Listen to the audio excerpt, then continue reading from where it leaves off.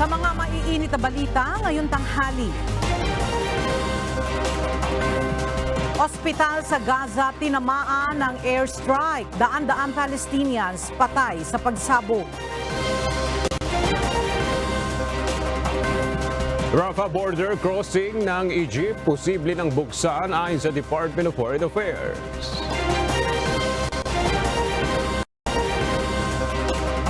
Implementasyon ng kontrobersyal na Maharlika Investment Fund Law sinuspindi ni Pangulong Ferdinand Marcos Jr.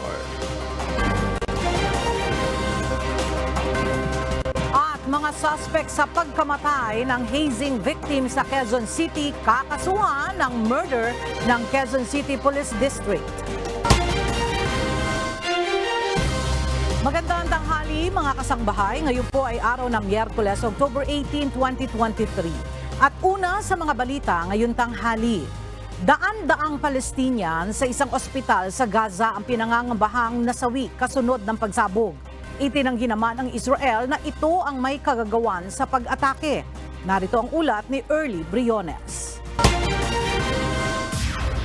Pinangangambahang nasawi ang daang-daang Palestinians kasunod ng isang pagsabog sa Al-Ali Hospital sa Gaza City. Isinisisi ito ng Hamas Group sa Israeli airstrike. Gayunman ayon sa Israel, sanhi umano ito ng nagmintis na rockets ng isa pang grupo, ang Palestinian Islamic Jihad. Subalit itinatanggi rin ito ng grupo. Kinundi na ng international agencies ang pag-atake.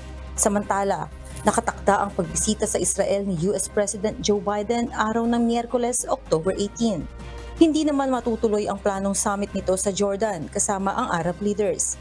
Kasabay nito, pagbobotohan naman sa United Nations Security Council ang isang Brazilian drafted resolution na nananawagan ng paghinto ng giyera sa pagitan ng Israel at Palestinian militants Hamas. Ito ay upang mapahintulutan ang humanitarian aid access sa Gaza Strip. Tinatayang 600 Palestinians na ang lumikas mula sa Northern Gaza patungong timugang bahagi dahil sa babala ng Israeli military. Hinarangan ng Israel ang essential supplies papasok ng Gaza bilang pagganti sa pag-atake ng Hamas sa militants noong October 7. Hinarangan ng Israel ang essential supplies papasok ng Gaza bilang pagganti sa pag-atake ng Hamas militants noong October 7 na ikinasawi ng 1,300 Israelis. Early Briones, UNTV News and Rescue. Diyos ang aming sandigan, serbisyo publiko ang aming pinahahalagahan. Kinundina ng World Health Organization o WHO ang pagbomba sa isang Gaza hospital at umapila ng agarang proteksyon sa mga sibilyan at healthcare sa Strip. Batay sa WHO Emergencies Director Michael Ryan, paglabag sa international law ang pag-atake sa healthcare. Bukod sa International Health Agency, tinuligsa rin ito ng Saudi Arabia, Jordan, United Arab Emirates, European Council at iba pa. Sa ulat ng Gaza Health Ministry, nasa 500 ang nasawi sa Al-Ali Hospital na karamihan ay mga babae at bata. Simula ng ilunsad ng Hamas militants ang pag-atake nito sa southern Israel, patuloy sa pambobomba ang Israel sa mga target nito sa Gaza, dahilan upang umakyat na sa libu-libong tao ang bilang ng mga nasawi sa magkabilang panig. Anumang araw ay posible nang buksan ang Rafah border crossing ng Egypt, kung saan kabilang ang mga Pilipinong nag-aabang upang makatawid at makalayo sa giyera sa pagitan ng Israel at Hamas militants. Samantala, darating na ngayong araw ang unang batch ng Filipino repatriates mula sa Israel. Narito ang ulat ni Rosalie Coz. Nagpapatuloy ang diplomatic efforts upang mabuksan ang Rafah border crossing at mailikas ang lahat ng foreign passport holder sa Gaza at makatawid sa Egypt.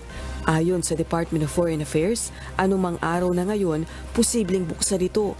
Kabilang sa mga nag-aabang ng reopening ng passage ang mahigit 100 kababayang nais makauwi na ng Pilipinas.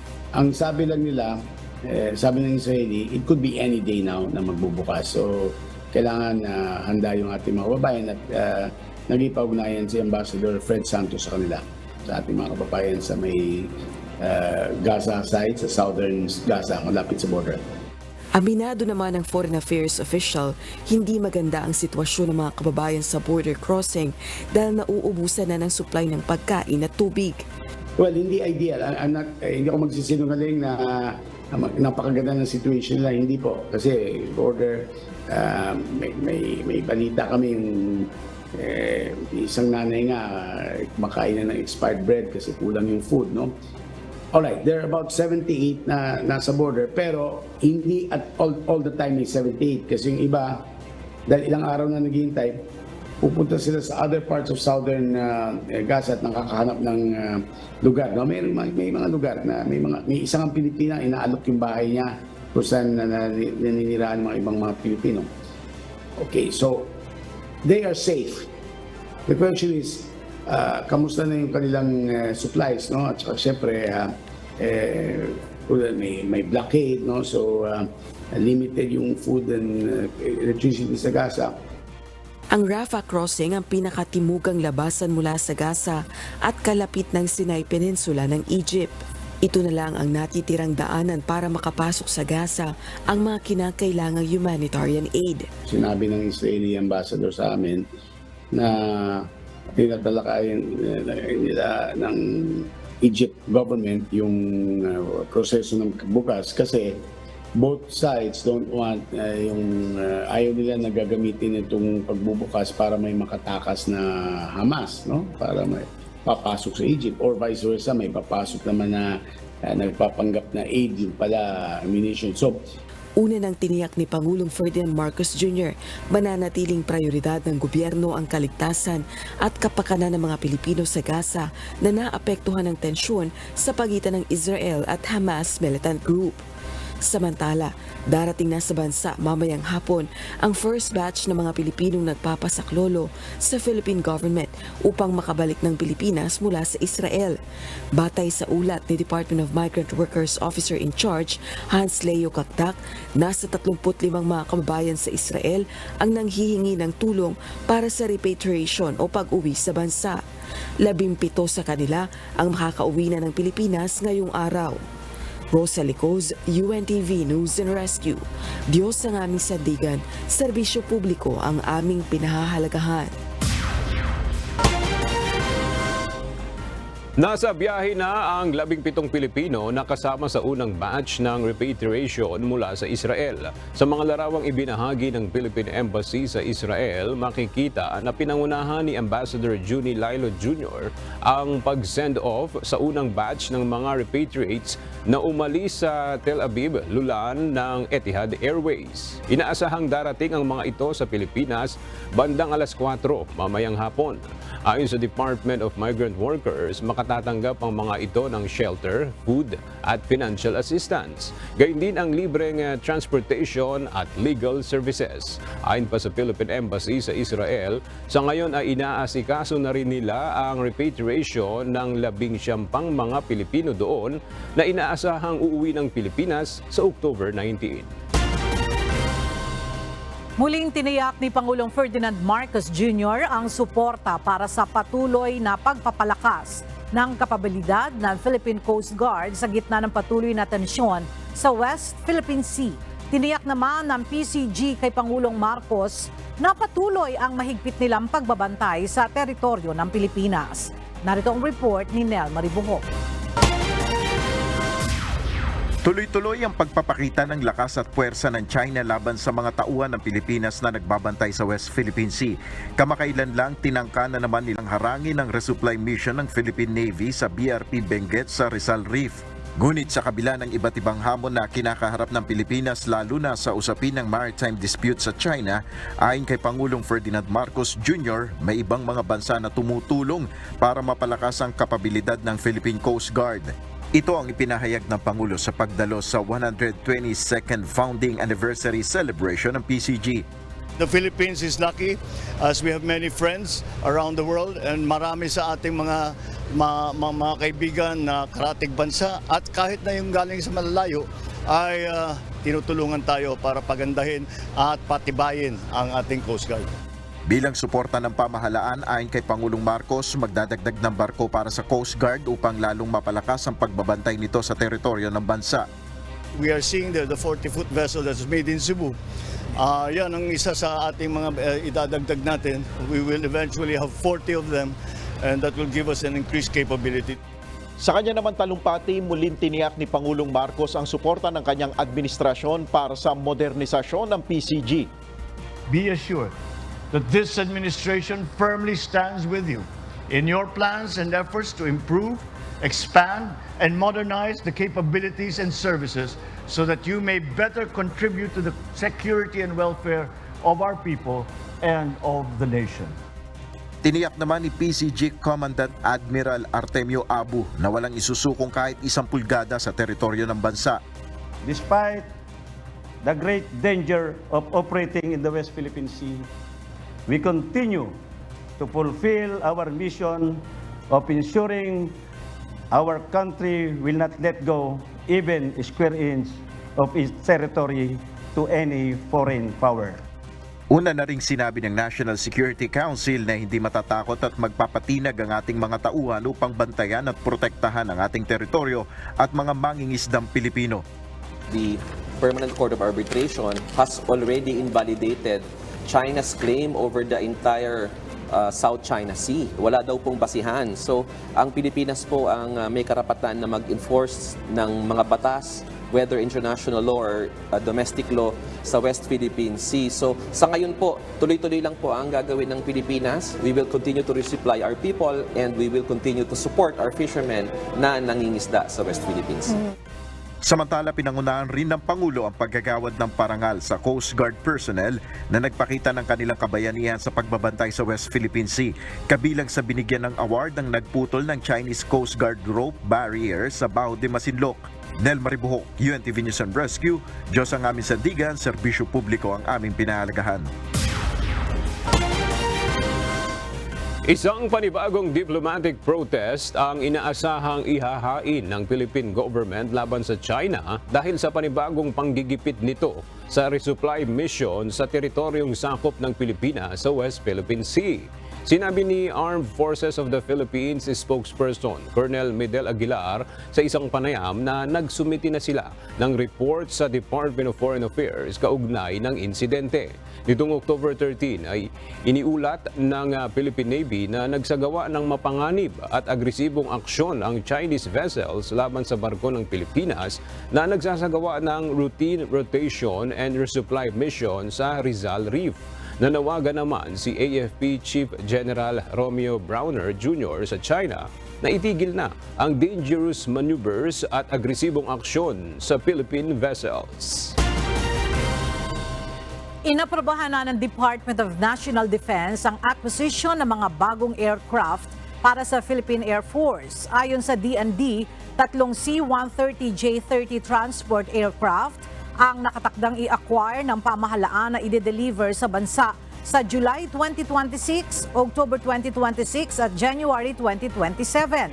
Nagpasalamat naman ang Philippine Air Force sa mga paparating na bagong air assets na anilay malaking tulong upang mapalakas pa ang kapabilidad ng Air Force. Sinuspindi ni Pangulong Ferdinand Marcos Jr. ang implementasyon ng kontrobersyal na Maharlika Investment Fund. At para sa iba pang mga detalye, makibalita tayo kay Nel Maribuhok live. Nel, ano yung dahilan bakit sinuspindi ng Pangulo yung pagpapatupad ditong MIF?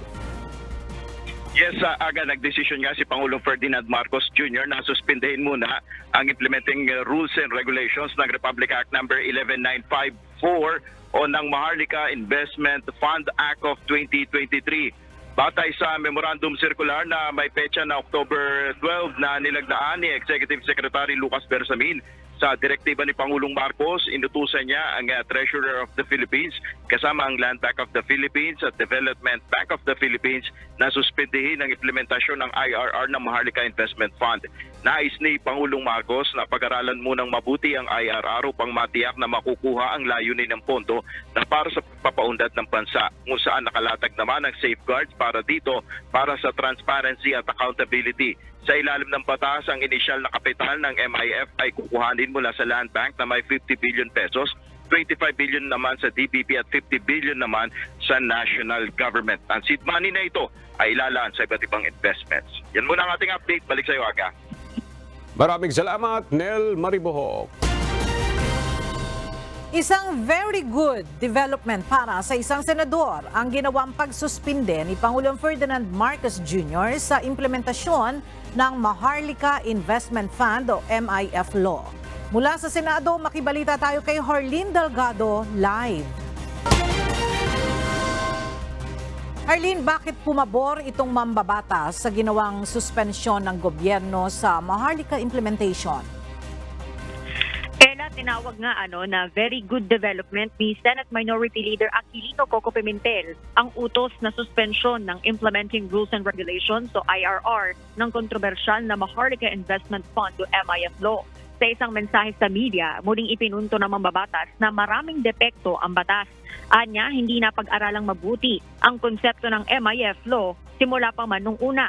Kaya hindi anya dapat ipagtaka kung bakit hindi pa handa para sa implementasyon ang batas. Mabuti rin anya at nakinig sa mga dahilan at katwiran ang Marcos administration. Dagdag pa ng mambabatas, meron nga umanong batas sa panahon ni dating Pangulong Rodrigo Duterte, sinertipikahan as urgent pero binito rin ito kalaunan. Sa ngayon, sinisikap pa natin makakuha ng pahayag mula sa ibang senador, partikular na kina Senate President Juan Miguel Migzubiri at Senator Mark Villar na may akda at sponsor ng panukala sa Senado. At yan muna ang update mula rito sa Senado. Balik sa iyo, Ella. Maraming salamat, Harleen Delgado. Opisyal nang magsisimula bukas, October 19, ang kampanya para sa Barangay at Sangguniang Kabataan Elections o BSKE. Nagpaalala naman ang COMELEC sa mga bawal gawin sa kampanya, kabilang na ang pamimigay ng pagkain o pagpapakain sa mga campaign rally. Maituturing kasi ito na isang paraan ng vote buying o pamimili ng boto. Ang detalye sa report ni Dante Amento. Maraming ipinagbabawal ang Commission on Elections o COMELEC sa pangangampanya para sa nalalapit na halalan. Kabilang na rito ang pamimigay ng t-shirt, panyo, payong, bowlers at iba pang bagay na may halaga. Papatak kasi ito na vote buying batay sa panuntunan ng komisyon. Bukod dito, bawal na rin ang pamimigay ng pagkain o pagpapakain sa mga isasagawang campaign rally ng mga kandidato.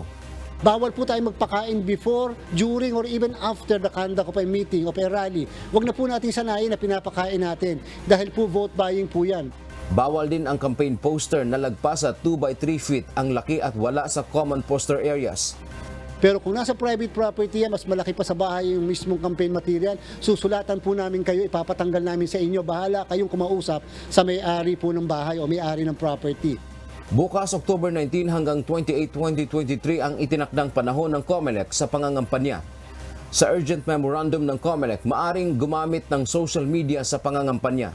Papayagan din ang pagsusuot ng kandidato at 5 staff nito ng t-shirt na may larawan ng kandidato. Payo ng COMELEC, sumunod na lamang sa mga panuntunan. Sapat na nila ang 10 araw na kanilang ibinigay para ikutin ang isang barangay para mangampanya. Dante Amento, UNTV, News and Rescue. Diyos ang aming sandigan, serbisyo publiko ang aming pinahahalagahan.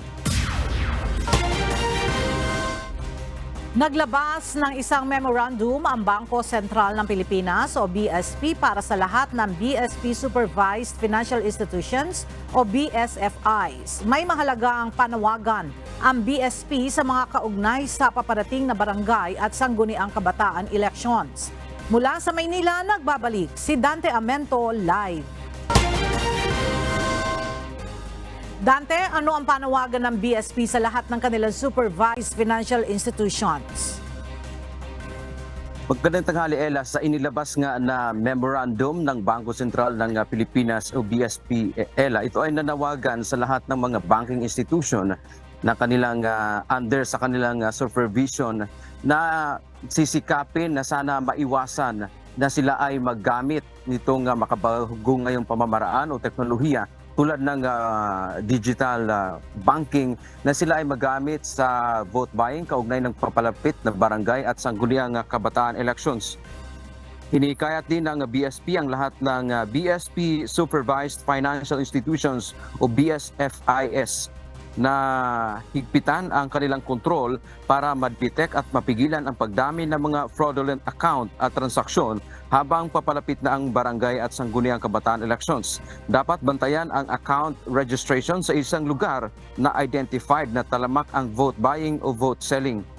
I-monitor ang large cash transactions, di pangkaraniwang transaction flows at gayon din ng pag-monitor sa cash in o cash out sa iba't ibang mga channel o agents. Partikular na ipinaalala ng BSP na dapat maiwasan na magamit nga ang makabagong pamamaraan o itong digital banking para sa pamimili ng boto. Kaugnay nito, nagpasalamat naman ang Commission on Elections o COMELEC sa hakbang ng BSP. Ayon kay Chairman Garcia, ito ay tugon na rin ng BSP sa kanilang panawagan kung paano ba ipatupad ang circular laban sa vote buying. Dagdag pa ni Chairman Garcia dahil nga dito ngayon sa inilabas na memorandum o itong kautusan ngayon ng ating Bangko Sentral ng Pilipinas ay magkakaroon na ngayon sila ng kumbaga katuwang. Hindi lang sila ang magbabantay ng issue ng pamimili ng boto o kaya pagbibenta ng boto kaugnay sa papalapit na halalan, kundi makakatuwang na nila mismo ang Bangko Sentral ng Pilipinas. At batay pa dito sa memorandum ng BSP ay inaatasan din itong lahat ng mga banking institution na sila ay mag-report sa Anti-Money Laundering Council kapag mayroon silang na-encounter na mga kaduda-duda o mga suspicious transaction kaugnay dito sa mga paglabas o kaya pagpasok ng pera sa isang account. Yan man ang ating update mula dito sa Maynila. Balik sa iyo, Ella. Maraming salamat, Dante Amento.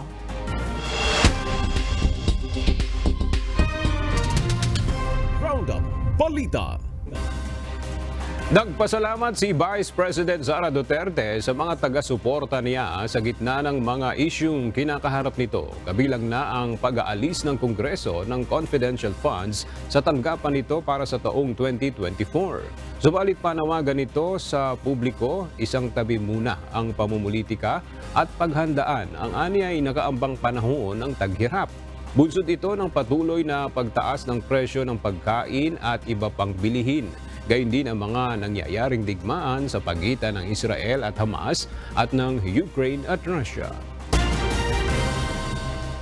Pinag-iingat ngayon ng Philippine Statistics Authority ang publiko laban sa umano'y unauthorized na pag-scan ng national ID, mapa pisikal o digital version. Sa isang pahayag, sinabi ni PSA Undersecretary Dennis Mapa na walang ganitong aktibidad ang ahensya at hinikayat ang publiko na maging maingat sa mga ganitong klase ng gawain. Ayon sa opisyal, maaaring makompromiso ang privacy at iba pang masiselang impormasyon ng isang individual kung mabibiktima ng hindi otorisadong pag-scan ng national ID. Payo ng ahensya sa publiko, iwasan na isubmit ang PhilID o ePhilID sa sinumang nagpapakilala na kinatawan ng PSA na gustong i-scan ang kanilang personal information sa ID. Inanunsyo ng Malacanang kahapon na itinalaga ni President Ferdinand Marcos Jr. bilang bagong pinuno ng Presidential Security Group si Philippine Air Force Brigadier General Jesus Nelson Morales. Papalitan ni Brigadier General Morales bilang PSG Commander si Brigadier General Ramon Zagala.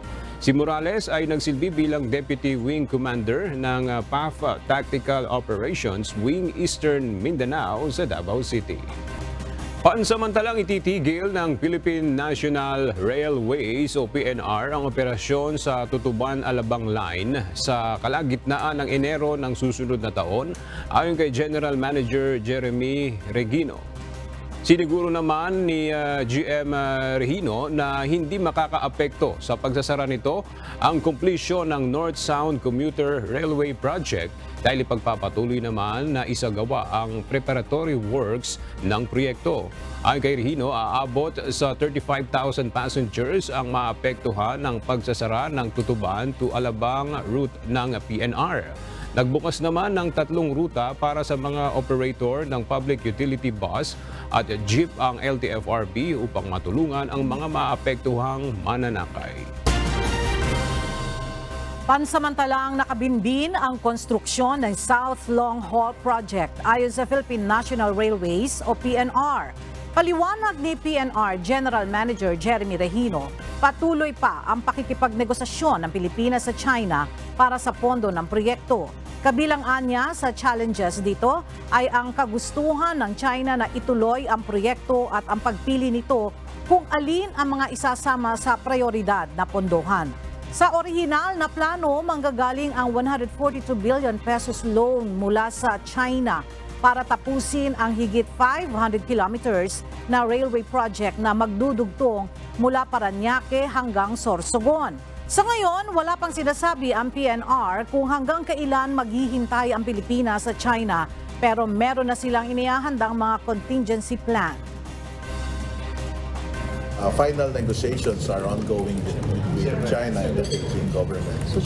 We have a timetable for that. If it is not concluded, then we will have to look for other options rather than continuously waiting for a China-funded South Long Haul project. Ipinaliwanag ng Land Transportation, Franchising and Regulatory Board o LTFRB na ipinagbabawal sa mga pampublikong sasakyan ang magsagawa ng tigil pasada at isa itong kondisyon sa kanilang mga prangkisa. Kahapon, ipinagpatuloy ng Transportation Group na manibela ang kanilang transport strike pero mayroong mas pinili ng bumiyahe dahil sa pangambang magutom ang pamilya. Narito ang report ni JP Nunez. Dapat na may sapat na bilang ng mga pampublikong transportasyon sa kalsada para serbisyuhan ang mga pasahero. Ito ang dapat matiyak ng mga PUV na inisyuhan ng prangkisa ayon sa Land Transportation Franchising and Regulatory Board o LTFRB. Kaya naman bawal umano sa mga PUV ang magsagawa ng tigil pasada. Ayon kay LTFRB Technical Division Head Joel Bolano, maaari silang mag-release ng show cause order sa mga operator na sumama sa transport strike ng Manibela noong Lunes. Maaari anyang mapatawan ng suspensyon o tuluyang kanselasyon ng prangkisa ang mga nagtigil pasada. Alam niyo po yung franchise may kaakibat po yan na responsibilidad at terms and conditions pag iyan po ay ibinibigay sa ating mga operator. Ito pong transport strike isa yan sa pinagbabawal doon sa kanilang terms and conditions. At kung mayroon man pong makita o information na nakuha ito sa 2 araw na ito, ang LTFRB ay pwede po silang investigahan at isi-showcase po sila ng LTFRB. Ayon kay Bulano, pwede namang magsagawa ng protesta ang mga tsuper at operator ng jeep pero dapat ay hindi nila aalisin sa kanilang mga ruta ang sasakyan at patuloy pa rin itong bibiyahe para maghatid ng mga pasahero. Tayo po naman ay may karapatan bawat isa sa atin magpahayag ng ating mga hinaing o mga views natin sa ating pamahalaan. Pwede naman ho silang pumunta, basta wag lang pumunta sa mga lugar na gusto nilang magpahayag. Basta wag lang po nilang tatanggalin yung kanilang mga sasakyan o yung mga public transport doon po sa kanilang mga ruta para ho pag-servisyohan po yung ating mga kababayan. Kahapon, ipinagpatuloy ng Transport Group na Manibela ang ikalawang araw ng transport strike. Iginiit ng Manibela na apektado pa rin ng tigil pasada ang mayorya ng mga syudad sa Metro Manila. Sa Facebook page ng grupo, ipinakita pa nito ang ilang mga video ng mga pasahero na wala umanong masakyan dahil sa epekto ng transport strike. Ang ibang mga jeepney driver naman sa may rutang Sangandaan, Divisoria, ipinakita na nasa garahe lang ang kanilang mga jeep. Andito po kami sa garahe, may isang grupo po kami rito na hindi po kami bumiyahe para makisama po sa strike ng Manibela. Ayan po ang mga jeep namin, lahat nakaparada lang. Pero meron ding mga jeepney driver na pumasada na kahit pa ipinagpatuloy ng Manibela ang transport strike. Kabilang dito sina Jaime Del Rio at Ronald Castro sa mga jeepney driver na hindi bumiyahe noong Lunes bilang pakikiisa sa isinasagawang tigil pasada. Naniniwala sila na mayroong mga pulisiya na dapat baguhin sa ipinatutupad na PUV modernization program ng gobyerno. Pero imbis na magtigil pasada ng 1 linggo, gaya ng panawagan ng kanilang national president na si Mar Valbuena, ibinyahe na nila ang kanilang mga jeep kahapon sa pangambang abuti ng gutom ang kanilang pamilya. Wala kaming pambili ng Guys, wala kang panggastos pang ano sa estudyante ko, yung pambaon. Tuloy na. Tuloy ang biyahe.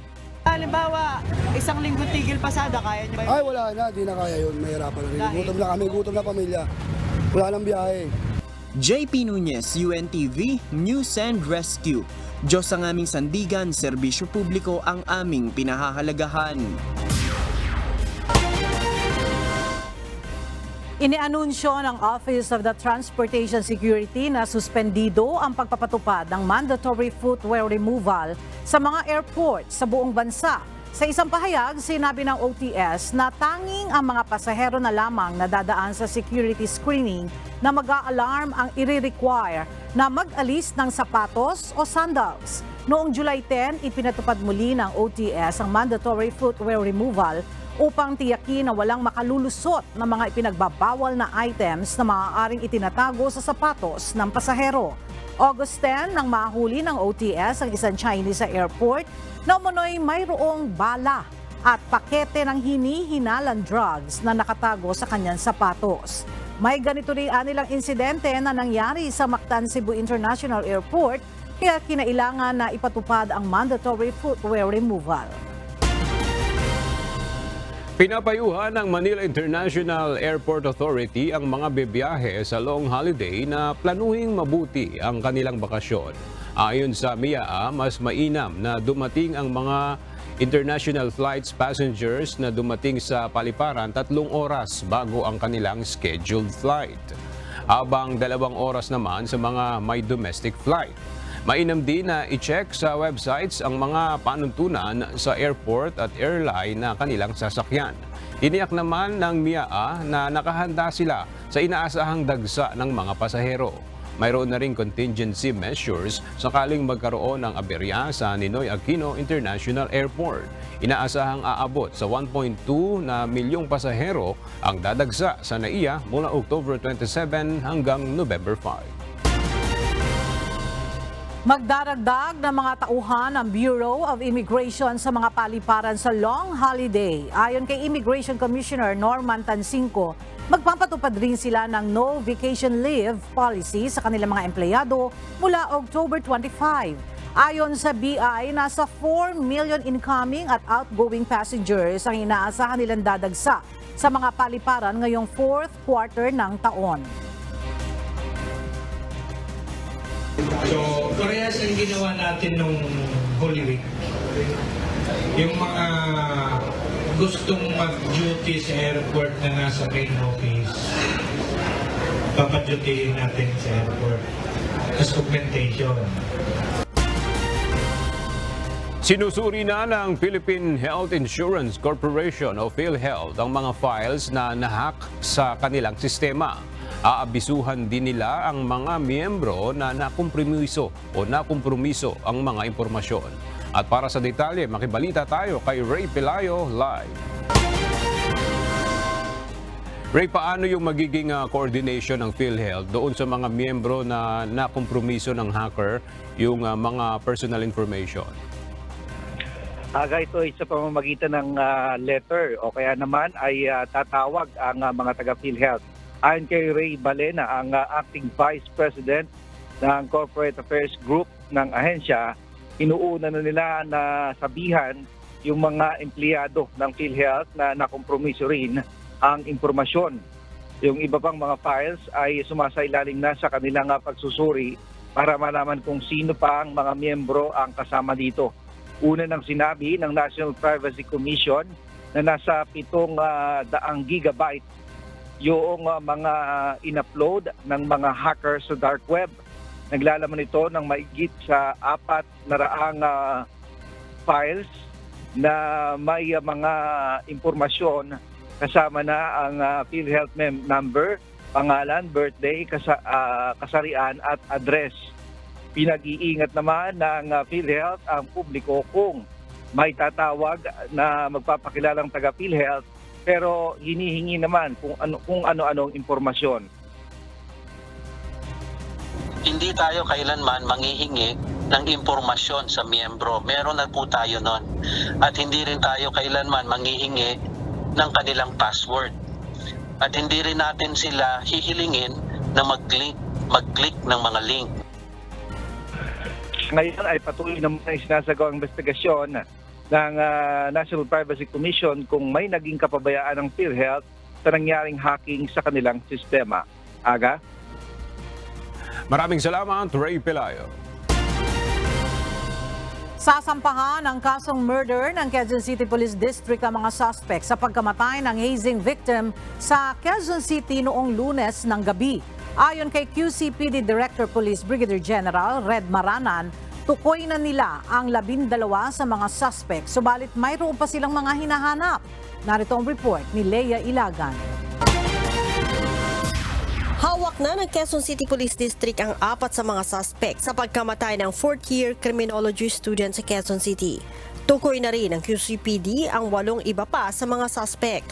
Ayon kay QCPD Director Police Brigadier General Red Maranan, hindi ligtas sa kaso ang mga ito dahil sa ginawang hazing na ikinamatay ni Aldrin Lery Chua Bravante. Makakapag-file tayo ng kasong murder in relation sa Republic Act 11053, yung Anti-Hazing Law of 2018, na kung saan ito ay may parusa na habang buhay na pagkakulong at 3 million pesos na fine.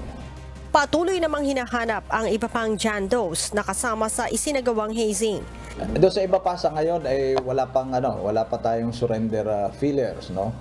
Pero tuloy ang pakikipag-ugnayan natin doon sa ibang mga miyembro na nasa kustodiya na natin, na tawagan yung kanilang mga kasamahan na kasali dito sa initiation rights at sila ay sumuko na dito sa ating kapulisan ng Quezon City sapagkat hindi titigil ang pamunuan ng Quezon City Police District sa nahanapin sila, tugisin sila at panagutin sa batas at nasa ganoon mabigyan natin ng hustisya yung biktima. Si Bravante ay neophyte na isinailalim sa initiation rights ng ilang miyembro ng Tau Gamma Phi Philippine College of Criminology Chapter. Nagtamo ito na matinding pasa sa mga hita, mga kagat at paso ng sigarilyo sa dibdib at kamay na umano'y naging sanhi ng hirap nito sa paghinga hanggang sa mawala ng malay. Naisugod pa ito sa paggamutan, subalit idiniklarang dead on arrival ng attending physician. Leia Ilagan, UNTV, News and Rescue. Diyos ang aming sandigan, serbisyo publiko ang aming pinahahalagahan. Makakaranas pa rin ng malamig na panahon ang bansa sa pagdating ng amihan ngayong Burr months. Pero ayon sa Pag-asa, posibleng hindi ito kasing lamig ng mga taon na walang El Nino. Narito ang report ni Ray Pelayo. Sa mga susunod na linggo ay posibleng makaapekto na sa bansa ang Northeast Monsoon o amihan. Unang maapektuhan ito ay ang mga nasa Northern Luzon. Dala nito ang malamig na hangin na mula sa mga natutunaw na yelo sa Siberia. Pero ayon sa Pag-asa, posibleng maapektuhan ang temperatura sa ganitong panahon ng pag-iral ng El Nino. On the average, medyo nakikita natin na warmer than usual yung ating amihan season in general. Pero makakaranas pa rin tayo ng mga tinatawag na cold surges, lalong-lalo na pagdating ng January, February season. Ayon sa Pag-asa, lalo pang umiinit ang dagat Pasipiko, kaya't inaasahan nilang mas titindi pa ang pag-iral ng El Nino sa mga susunod na buwan. So, ibig sabihin, medyo mas uminit pa ng more than 1 degree centigrade yung ating temperature. At ito ay posible pong maging strong pa ang El Nino. Tinatayang mahigit sa kalahati ng bansa ang makakaranas ng meteorological drought o malaking pagkabawas sa dami ng ulan ng pagsapit ng Pebrero o Marso sa susunod na taon. Ayon naman sa Water Resources Management Office, sa ngayon ay wala pang problema sa supply ng tubig sa Metro Manila at mga karatig lalawigan. Kahapon ay nasa 206.83 meters ang level ng Angat Dam. Kailangan lamang na mapaabot ito sa 207 meters sa katapusan ng Disyembre para matiyak na sapat ang supply sa unang 3 buwan ng 2024. Ray Pelayo, UNTV News and Rescue. Diyos ang aming sandigan, serbisyo publiko ang aming pinahahalagahan.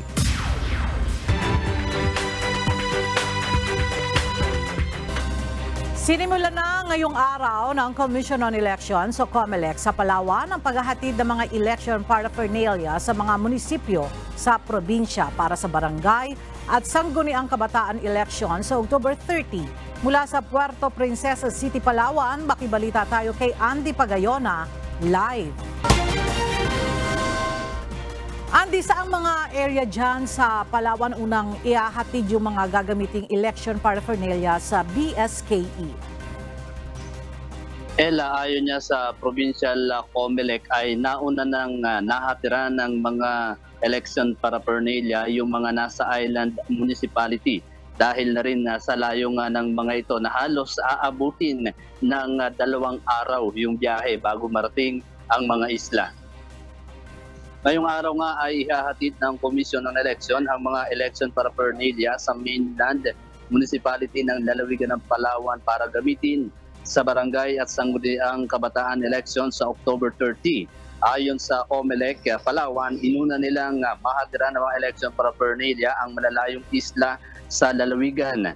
Nitong October 13 ay sa bayan ng Cuyo. At nitong October 17 naman ay sa bayan naman ng Culion na kung saan ang mga ito ay kabilang sa island municipality ng Palawan. Ang mga election paraphernalia na naihatid sa mga island municipality ay mamamalagi muna sa mga treasurer's office ng munisipyo. Ganon din sa ibang munisipyo ng lalawigan ng Palawan. Kasama rin sa gagawing paghahatid ng COMELEC ang mga pulis na nakatalaga upang masigurong walang magiging problema sa deployment ng mga election paraphernalia. Yan muna ang latest live na dito sa Palawan. Balik sa iyo, Ella. Maraming salamat, Andy Pagayona. Inisyuhan ng Commission on Elections na show cause order ang mahigit sa 200 mga kandidato sa probinsya ng Pangasinan para sa barangay at SK elections. Ito'y dahil sa pagkakaugnay ng mga ito sa umunoy premature campaigning at vote buying. Ang detalye hatid ni Leslie Widom live. Leslie, bukod dito sa mga naisyuhan ng show cause order, meron bang kandidato sa Pangasinan ang pinatawan na ng disqualification? Ella, sa ngayon ay wala pang kandidatong na-disqualifika. Ngunit sinabi ni COMELEC Pangasinan Provincial Election Supervisor Attorney Marino Salas na patuloy na sinusuri ng Task Force Anti-EPAL ang mga tugon ng mga kandidato. Naglabas na ang Commission on Election o COMELEC ng show cause order sa 245 kandidato ng barangay at sangguniang kabataan elections o BSKE sa lalawigan ng Pangasinan dahil sa umano'y premature campaigning at vote buying. Ayon kay COMELEC Provincial Election Supervisor ng Pangasinan na si Attorney Marino Salas, malaki ang porsyento ng mga kandidatong nabigyan ng show cause order ang tumugon sa loob ng 3 araw sa panahon na ibinigay sa kanila. Karamihan sa mga kandidato ay nasa ilalim ng SK at ang kanilang paglabag ay napaaga na pangangampanya habang ang iba naman ay dahil sa mga aligasyon sa pagbili ng boto. Sa datos ng COMELEC, nasa 230 sa mga paglabag dito ay premature campaigning habang ang natitirang 15 ay vote buying. Target ng komisyon na makabuo ng desisyon na bago ang araw ng halalan sa October 30. Ngunit idiniin ito na kahit manalo at maiproklama ang mga kandidato, madidisqualify pa rin ang mga ito kapag napatunayang nagkasala sa paglabag sa mga panuntunan sa halalan.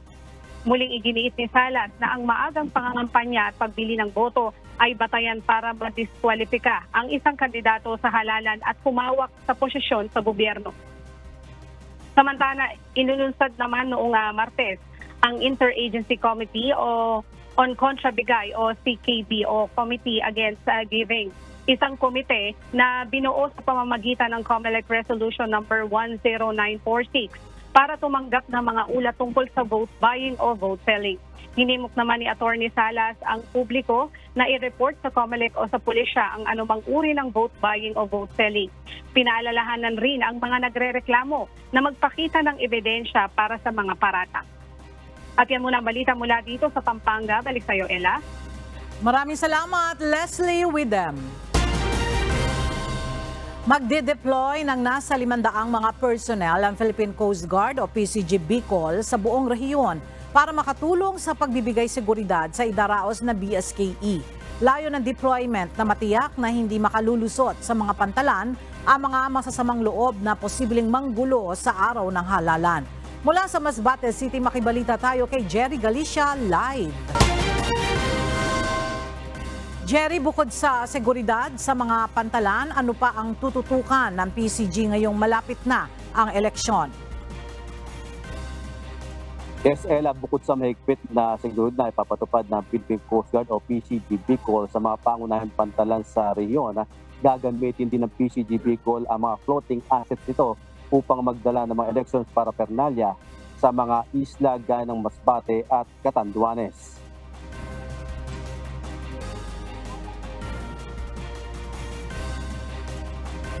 Prepare na po ang ating mga personnel na i-deploy po natin para sa election. At the same time, yung mga floating assets natin at saka mobility assets ay nakahanda na rin po para sa pag-assist during the elections. Ella, ito ay upang mapabilis ang paghahatid ng makagamitang o gagamiting materyales gaya ng balota sa halalan. 550 personnel ng Coast Guard ang ide-deploy bago ang pagsapit ng araw ng halalan. Maglalagay din ng help desk ang ahensya sa mga pangunahing pantalan upang umasiste sa mga paserong darating at aalis upang makaboto sa BSKE. Asahan niyo po sir na this coming week sir, ipaigtingin po namin yung Coast Guard visibility po, magdodouble effort po yung Coast Guard natin, maglalagay tayo ng K9, pag-inspect ng ating mga barko, yung pre-departure inspection, yung diesel safety enforcement inspection, para maging mapayapa po yung lahat ng buwan. At siyempre sir, para kuha natin yung mga taong may balak na guluhin yung ating upcoming election po sir.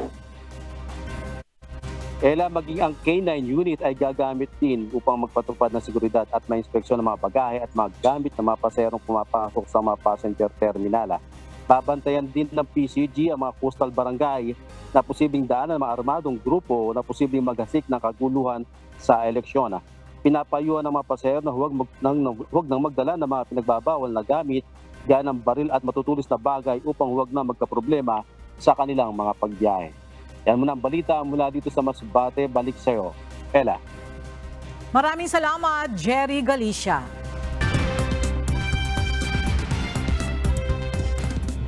Ginamit na ng Ukraine sa kauna-unahang pagkakataon ang long-range missiles na galing Estados Unidos ayon kay Ukrainian President Volodymyr Zelensky. Tinatawag na ATACMS ang weapons at batay sa ulat, 9 na helicopters sa Russian bases ang tinamaan nito.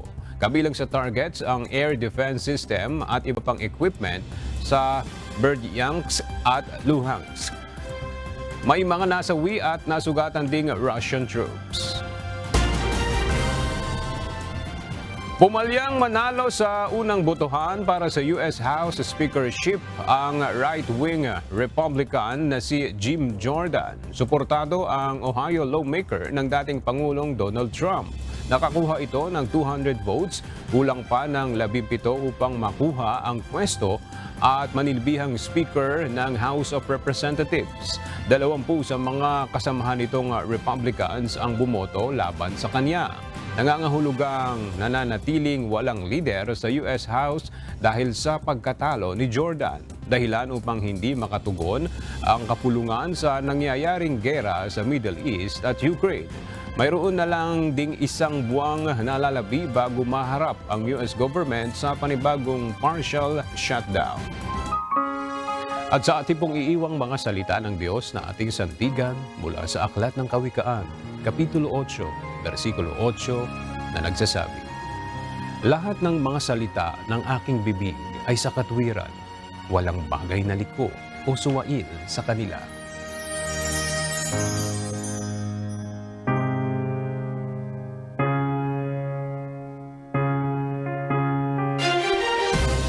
Yan ang mga balitang aming tinutukan at inaksyonan dahil sa aming pagbabalita. Una, ang pagkalinga sa kapwa.